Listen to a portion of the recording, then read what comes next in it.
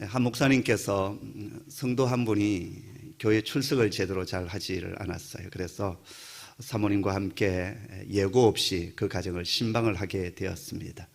가서 보니까는 초인종을 누리는데도 아무 소식이 없는 거예요. 응답이 없어요. 분명히 인기척이 있고 사람이 안에 있는 것 같은데 문을 열지도 않고 아무 말도 없었습니다. 그래서 목사님께서 성경 구절 하나를 적어서 현관 밑으로 집어 넣었습니다. 그 성경 구절이 뭐냐 하면 요한계시록 3장 20절의 말씀이었습니다. 볼지어다 내가 문 밖에 서서 두드리노니 누구든지 내 음성을 듣고 문을 열면 내가 그에게로 들어가 그로 더불어 먹고 그는 나로 더불어 먹으리라, 이 말씀이었어요.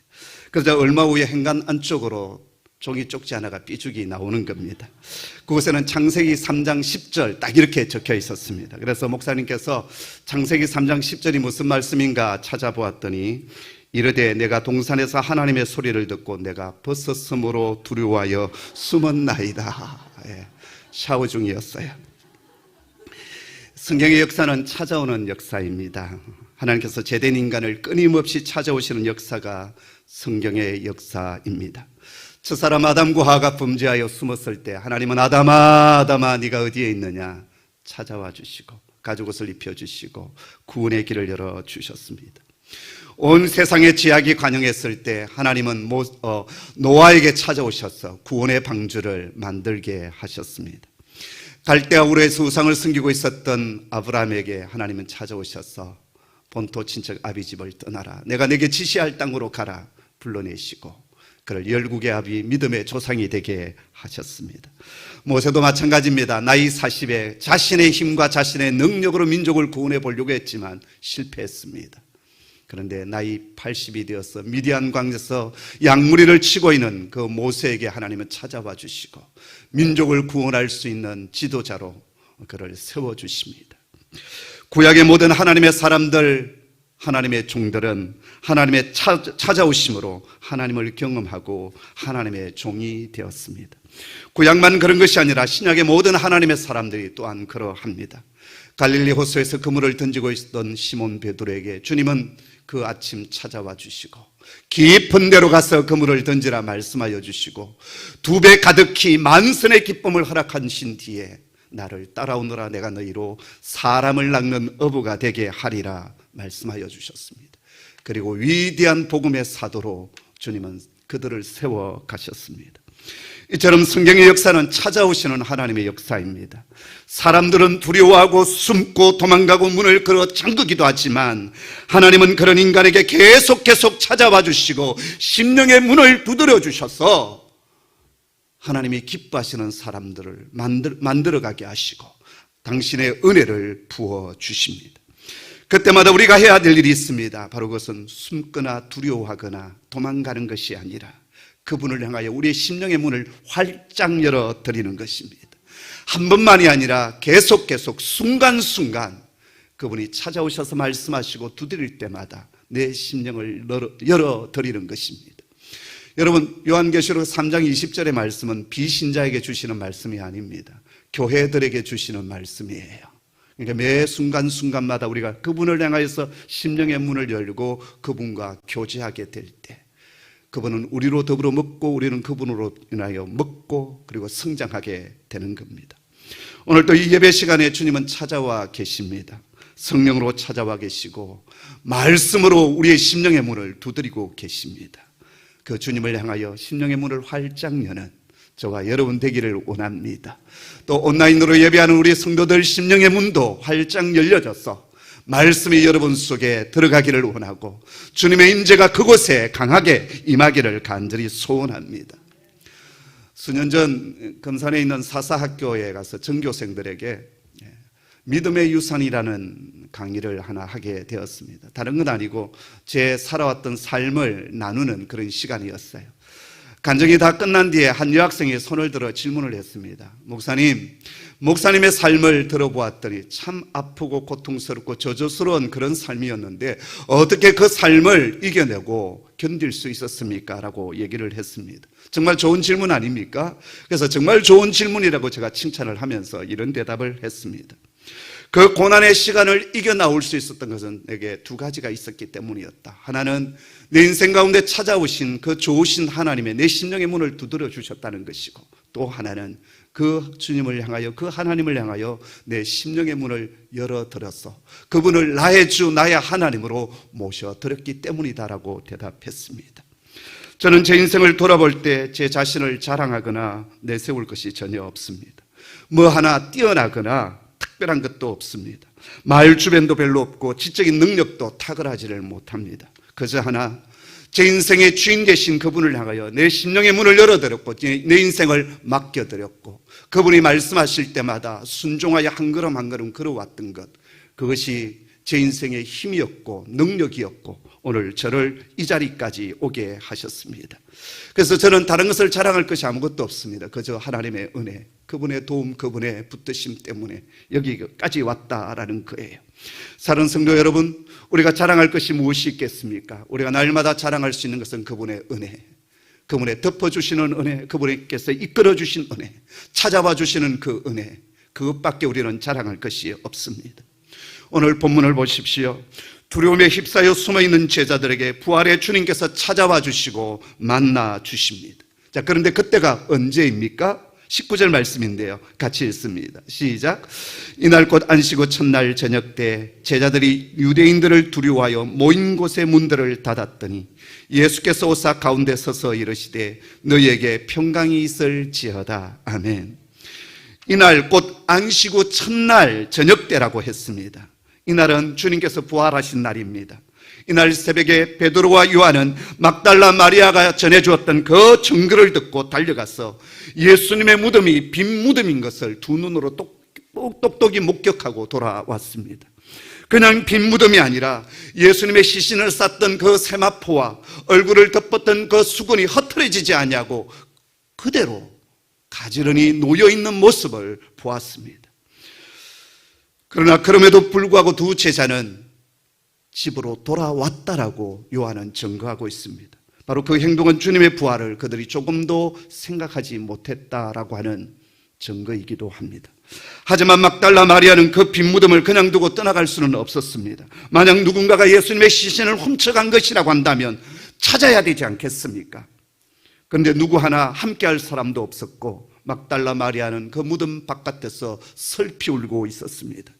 그때 부활의 주님께서 울고 있는 막달라 마리아에게 찾아오셔서 어찌하여 우느냐 말씀하시며 당신의 부활을 이 사랑하는 여인 막달라 마리아에게 확인시켜 주셨습니다. 그리고 제자들에게 속히 가서 이 놀라운 예수님의 부활을 전하라고, 그리고 주님께서 맡겨주신 장차 이제 성천하시게 될 것까지도 알리라고 말씀하여 주셨습니다. 그래서 막달라 마리아가 어떻게 합니까? 18절 말씀인데요, 우리 오늘 본문 앞절에 있는 말씀입니다. 같이 읽습니다. 막달라 마리아가 가서 제자들에게 내가 주를 보았다 하고 또 주께서 자기에게 이렇게 말씀하셨다 이러니라. 아멘. 막달라 마리아는 제자들에게 달려가서 자신의 두 눈으로 부활의 주님을 똑똑히 목격했다는 거예요. 뿐만 아니라 그분의 음성을 내가 들었다라고 증거했습니다. 그리고 예수님께서 제자들에게 전하여 주라고 하셨던 그 말씀을 조금도 빠짐없이 전하여 주었습니다.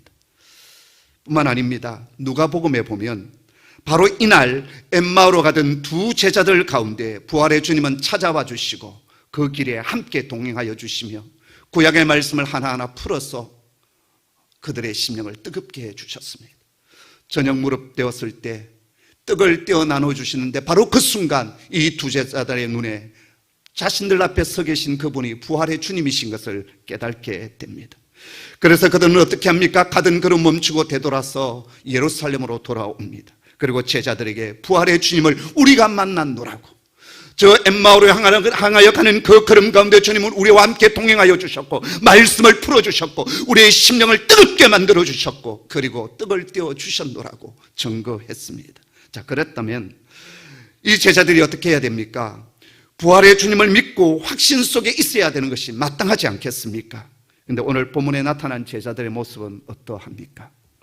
제자들이 유대인들을 두려워하여 모인 곳의 문들을 닫았다라고 했습니다. 누군가가 예수님의 시신을 훔쳐간 것이 아니라 예수님께서 말씀하신 그대로 다시 살아나셨다고 막달라 마리아가 전해 주었다면 마땅히 제자들이 해야 될 그 다음 행동이 무엇이어야 하겠습니까?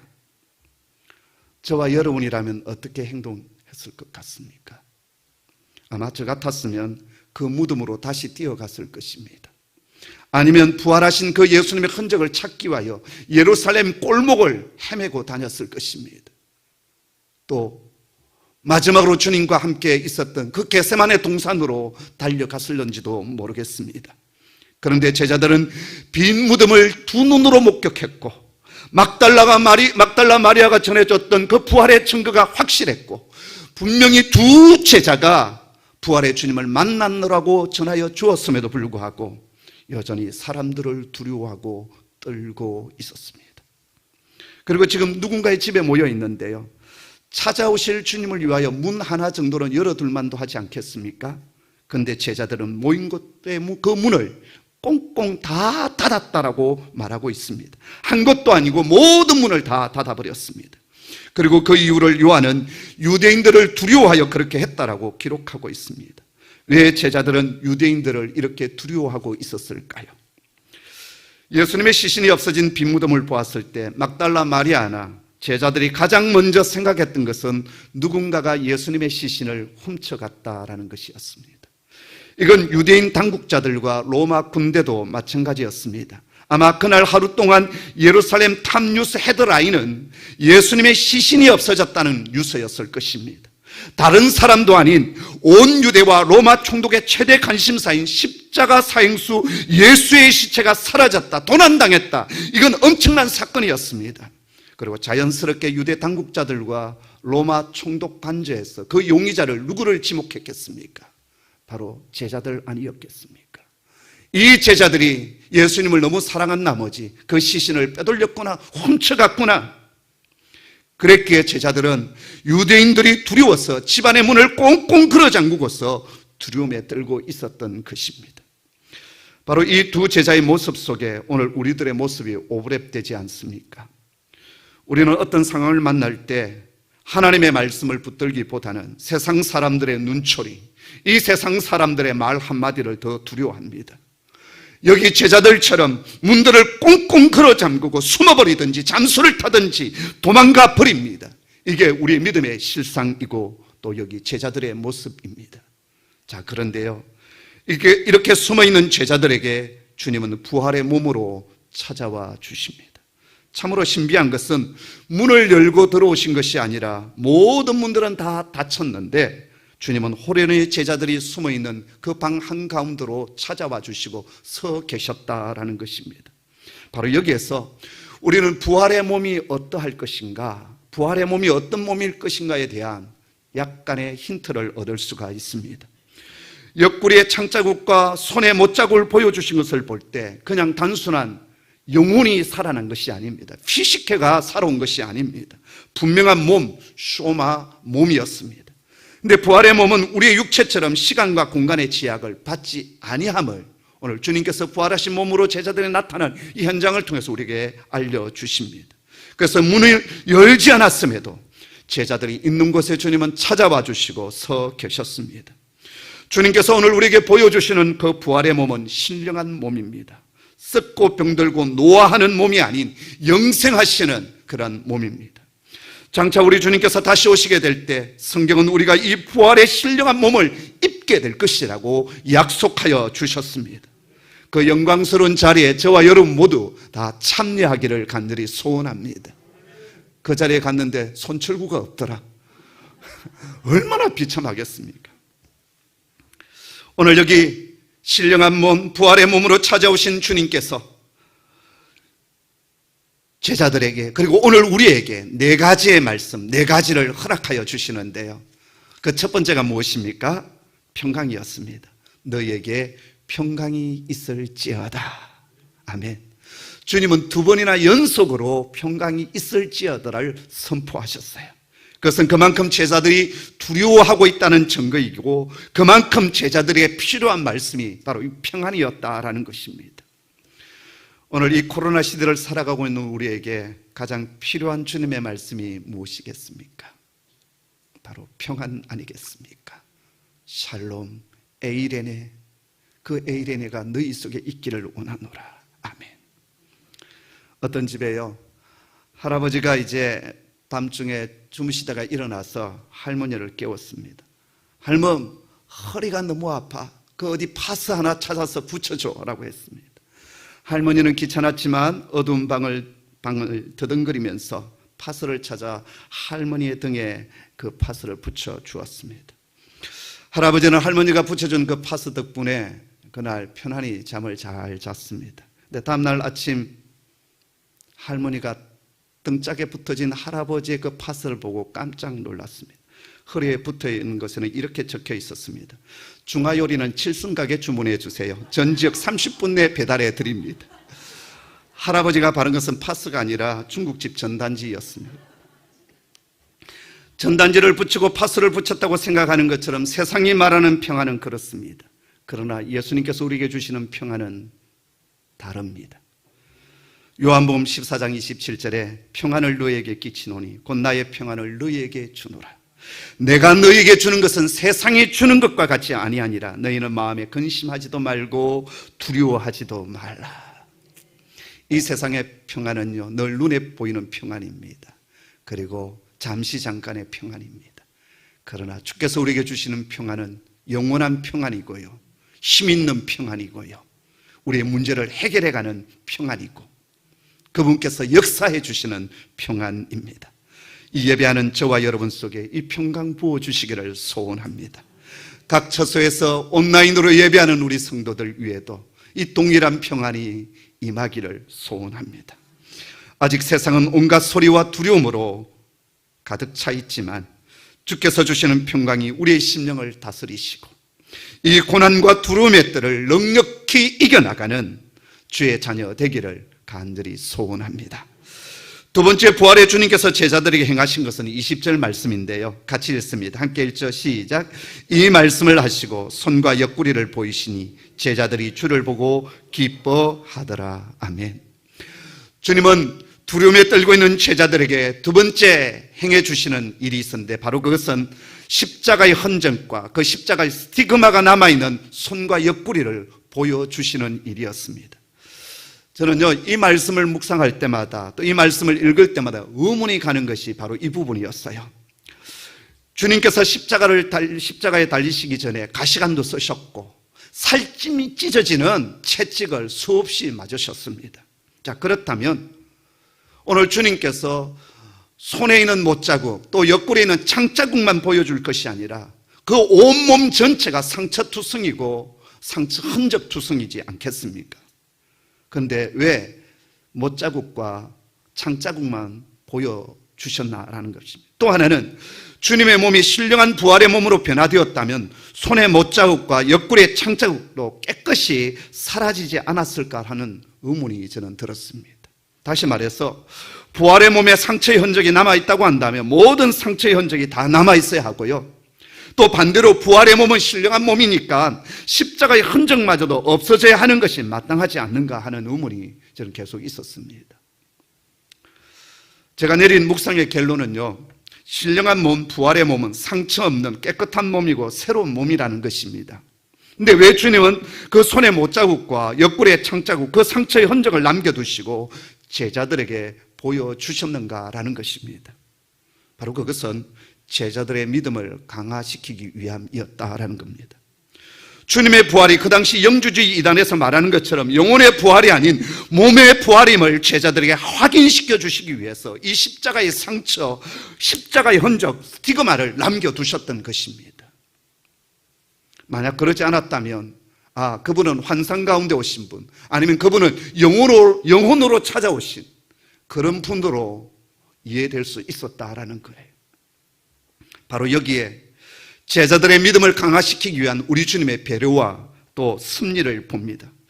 부활하신 그 몸에 십자가의 흔적이 전혀 없는 것이 마땅하고 정말 깨끗하고 온전한 신령한 몸으로 제자들에게 나타나는 것이 정상임에도 불구하고 주님은 여전히 믿지 못하고 두려움에 떨고 있는 그 제자들에게 당신의 부활을 확인시켜 주시기 위해서 십자가의 흔적을 그대로 간직하시고 제자들을 만나시고 그 흔적을 통해서 당신이 부활하신 그리스도이심을 증거하시고 보여주셨던 것입니다. 한마디로 믿음의 강화였습니다. 더디 믿고 보고서도 믿지 못하는 그 제자들을 향한 주님의 세심한 배려였습니다. 하나님은 우리 인생 가운데서도 때로는 고난의 흔적들, 스티그마를 남겨두실 때가 있습니다.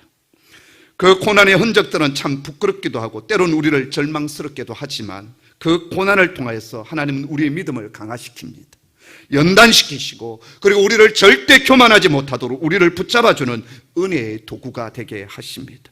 그 고난 때문에 기도하게 하시고 그것 때문에 내 자신의 부족함을 성찰하게 하시고 그래서 살아계신 하나님만을 더욱 의지하고 붙들게 하는 하나님의 은혜의 통로가 우리 인생 속에 있는 아픈 십자가의 상처, 고난, 환난이다라는 거예요. 사랑하는 성도 여러분, 우리들 가운데 고난의 긴 터널을 지나고 있는 지체들이 분명히 있습니다. 또 고난의 터널은 지났지만 과거의 상처와 아픔, 그 고난의 흔적 때문에 괴로워하고 힘들어하는 지체들도 있습니다. 그래서 그 고난의 시간과 기억들이 내게 지워졌으면 좋겠다는 분들도 분명히 있습니다. 그러나 기억하십시오. 그 고난의 흔적이 오늘 나를 지금에 이르게 하셨고 살아계신 하나님을 만나는 축복의 통로가 되게 하셨다라는 것입니다. 그래서 여러분, 그 모든 것들 가운데서도 감사하는 사람이 되기를 원합니다. 내 삶의 작은 것 하나까지도 나를 향한 하나님의 배려와 호의가 있었음을 기억하며 그럼에도 불구하고 감사하는 하나님의 사람 되기를 주님의 이름으로 축복합니다. 세 번째, 부활의 주님께서 하신 일은 파송이었습니다. 21절 말씀인데요, 같이 읽습니다. 시작. 예수께서 또 이르시되 너희에게 평강이 있을지어다. 아버지께서 나를 보내신 것 같이 나도 너희를 보내노라. 아멘. 아버지께서 나를 보내신 것 같이 나도 너희를 보내노라 라고 말씀하십니다. 하나님 아버지는 아들을 이 세상에 파송하여 보내주셨습니다. 아들이신 그분은 우리를 당신의 제자로, 당신의 백성으로 불러주셨습니다. 그리고 이제 부활하신 주님께서는 이 제자들로 하여금 세상으로 일어나 가라라고 말씀하여 주십니다. 문 꼭 닫고 움츠러들고 두려워 떨지 말고 주어진 사명의 자리로 나아가라라고 말씀하여 주십니다. 교회는 모이는 교회와 흩어지는 교회가 있습니다. 히브리서의 말씀처럼 모이기를 힘쓰는 교회가 되어야 합니다. 주일 예배, 또 목장 모임, 기도 모임 잘 모여야 합니다. 자, 그러나 여러분, 모여 있기만 해서는 아니 됩니다. 흩어져 가야 합니다. 받았던 은혜, 받았던 사명을 가지고 가정으로, 직장으로, 맡겨진 사명의 자리로, 열방으로 흩어져 가야 합니다. 그리고 또다시 모여들어야 합니다. 그게 주님이 원하시는 교회의 모습입니다. 올해는 우리 교회가 창립 25주년이 되는 해였습니다. 그래서 우리 교회 이름 그대로 널리 세상을 이롭게 하는 교회가 좀 돼보자.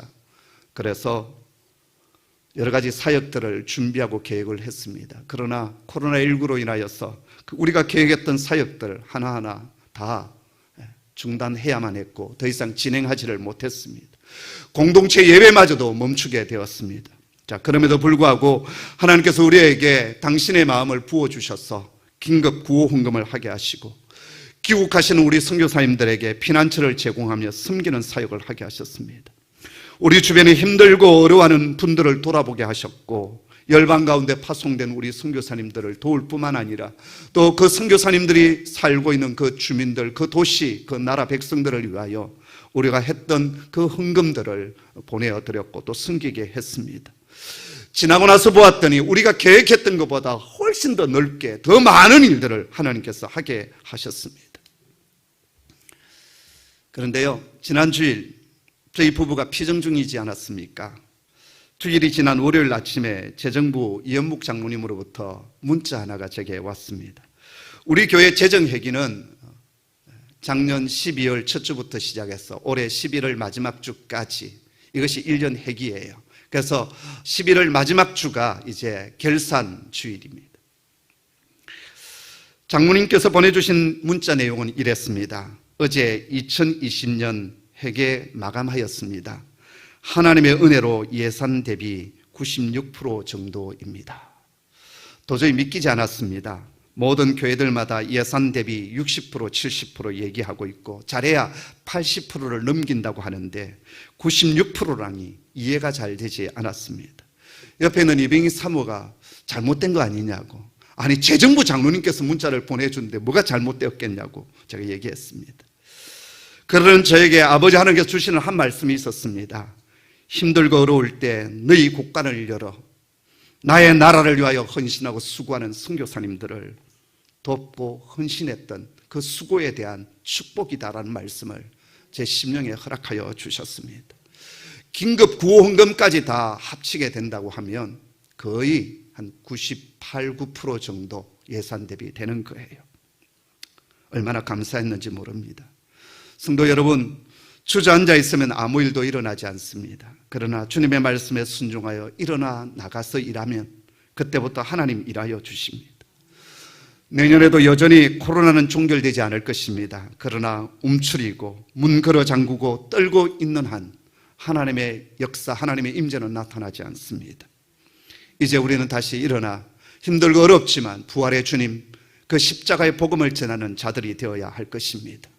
내년에 사역 알파 코스 온라인으로 봄 알파, 여름 알파, 남성, 여성 알파 하겠습니다.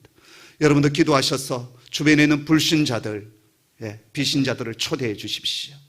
온라인으로 진행되기 때문에 코로나와 전혀 상관없이 진행될 것입니다. 각 가정, 카페, 곳곳에서 그냥 스마트폰만 있으면 알파가 진행될 수 있습니다. 리더스쿨, 하이스쿨 전체적으로 다 진행하겠습니다. 그리고 더욱 섬기는 일들에 저희가 더 헌신을 다하기로 제 마음은 먹었습니다. 사랑하는 성도 여러분, 주님의 명령을 따라 일어나 가는 저와 여러분 되기를 원합니다. 이제 마지막 네 번째, 부활의 주님께서 제자들에게 주신 것이 있는데 바로 능력과 권세입니다. 22절의 말씀인데요, 같이 읽습니다. 시작. 이 말씀을 하시고 그들을 향하사 숨을 내쉬며 이르시되 성령을 받으라. 아멘. 부활하신 주님께서 이 세상을 향하여 가라고 말씀하신 다음에 성령을 받으라고 말씀하여 주십니다. 왜 성령을 받으라고 말씀하여 주실까요? 사도행전 1장 8절에 오직 성령이 너에게 임하시면 너희가 권능을 받고 라고 했습니다. 여기 권능이 디나미스인데 이 디나미스에서 다이나마이트라는 용어가 나왔습니다. 하나님의 권세, 하나님의 파괴력, 하나님의 능력이 성령이 임하게 될 때 받게 된다라는 것입니다. 이 세상은 우는 사자처럼 산 길자를 찾는 세상입니다. 주님께서 제자들을 파송하여 보내실 때 양을 이리 가운데 보낸 것 같다라고 했습니다. 이 세상은 이리 때가 득실거리는 세상입니다. 근데 우리 그리스도인들은 어떤 무기가 없습니다. 세상적인 무기, 완악한 그런 영악한 무기가 우리 속에는 없어요. 그런데 주님께서 우리에게 주시는 강력한 무기 하나가 있는데 바로 성령의 능력이 우리 속에 있다라는 것입니다. 누가복음 1장에 보면 천사 가브리엘이 마리아에게 성령의 잉태를 말하면서 이렇게 말합니다. 누가복음 1장 33절에 35절의 말씀인데요, 성령이 내게 임하시고 지극히 높으신 이의 능력이 너를 덮으시리니. 여기 성령을 지극히 높으신 이의 능력이라고 말합니다. 이 부분을 영어 성경을 보면요, The power of the most high라고 얘기했어요. 가장 높으신 분의 능력이다라는 거예요. 현대 영어 성경은 좀 더 쉽게 번역되어져 있는 The highest power라고 얘기하고 있습니다. 가장 높이 계신 분의 능력이다라는 것입니다. 성령은 가장 높으신 분의 능력이요, 가장 높이 계시는 능력입니다. 그런데 여기서 주목해야 될 것이 하나 있습니다. 예수님은 공생의 기간 동안도 성령이 함께 하심을 늘 말씀하셨습니다. 성령의 능력으로 가르치시고 성령의 능력으로 병고침을 일으키셨어요. 그런데 한 번도 성령을 받으라 그렇게 말씀하시지 않으셨어요. 성령이 오실 것이다 약속은 하셨지만 성령을 받으라 말씀하지 않았습니다. 근데 부활 이후에 주님은 제자들에게 성령을 받으라라고 말씀하십니다. 왜 그랬을까요? 육신의 몸을 입고 우리 가운데 오신 그 주님은 그동안 제자들의 보혜사가 되어주셨습니다. 제자들의 모든 필요한 것들을 주님께서 다 채워주셨어요. 위급한 일을 만날 때 주님은 구원하여 주셨고, 병들었을 때 고쳐주셨고, 굶주렸을 때 주님은 직접 먹을 것을 준비하시고 마련하여 주셨습니다. 이때까지 주님은 제자들의 보혜사가 되어주셨고 위로자, 상담자가 되어주셨습니다. 근데 이제 주님께서는 부활하시고 성천하시게 됩니다.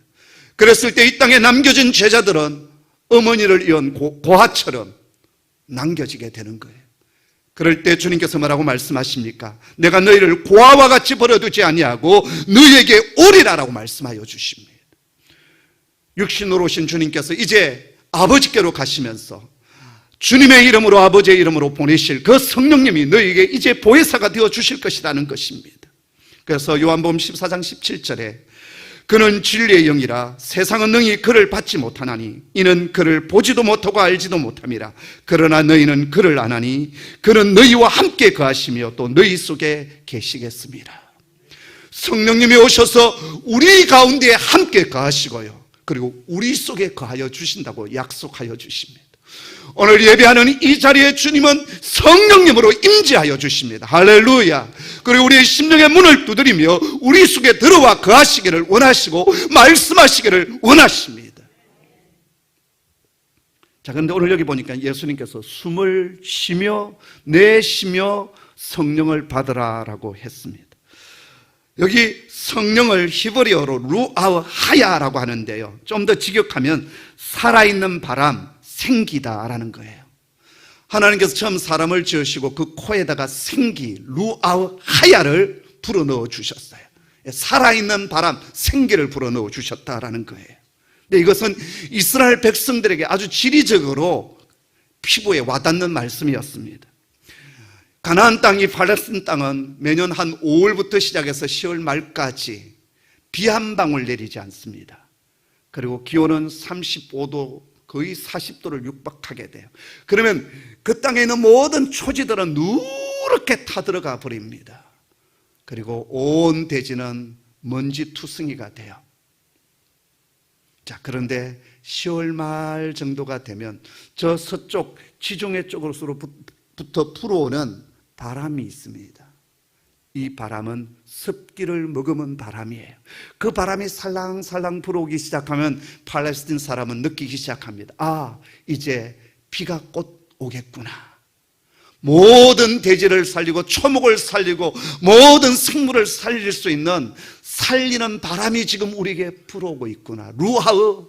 루아하야다라는 거예요. 지금 하나님은 살리는 바람이 되어서 우리 가운데 오신다라는 거예요.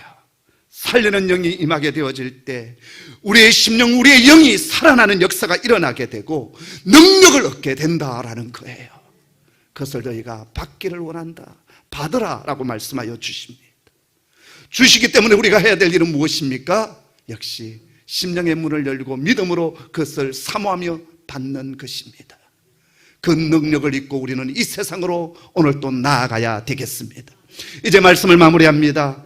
부활의 주님은 오늘 또 우리 가운데 찾아오셔서 우리 가운데 서 계십니다. 그리고 네 가지 말씀을 주십니다. 너희에게 평강이 있을지어다. 평강이 있기를 원합니다. 두 번째, 내 손과 옆구리에 있는 십자가의 흔적을 바라보고 내가 부활의 주님임을 확신하여라. 부활의 믿음을 가지라는 것입니다. 두 번째, 두려워 떨지 말고 일어나 삶의 자리로 나아가 십자가의 복음, 부활의 복음, 이 생명의 복음을 전하라라고 말씀하십니다. 마지막 네 번째, 살리는 영 루아흐하야, 성령의 능력을 받으라라고 말씀하여 주십니다. 사랑하는 성도 여러분, 이 능력으로 이 한 주도 살아가는 은혜가 있기를 주님의 이름으로 축복합니다. 기도하겠습니다. 두려움에 떨고 있는 저희들에게 오셔서 평강이 있을지어다 말씀하여 주시고 부활의 증거를 확인시켜 주신 주님 감사합니다. 문을 닫고 두려움에 떨고 있는 저희들 다시 일어나 그 말씀 붙들고 걸어 나아가겠습니다. 무엇보다도 이 한 주간 살아갈 때 성령의 능력이 우리를 붙들어 주시고 우리를 힘있게 하여 주시고 그 능력이 우리를 살리는 영이 되어서 삶의 자리 곳곳에서 생명의 역사가 일어나게 하여 주옵소서. 예수님의 이름으로 기도하옵나이다. 아멘.